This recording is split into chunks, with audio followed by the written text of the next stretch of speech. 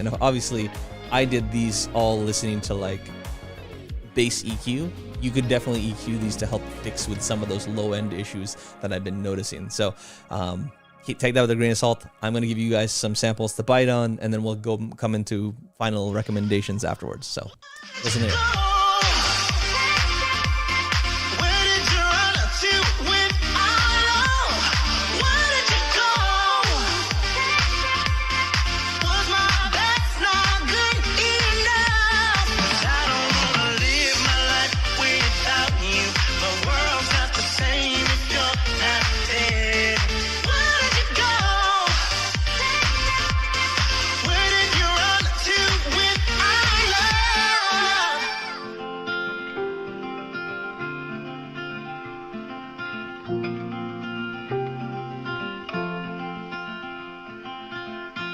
Rainy days don't seem so wet.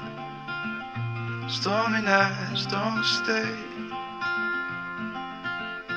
From the moment that we met, you were worth the wait.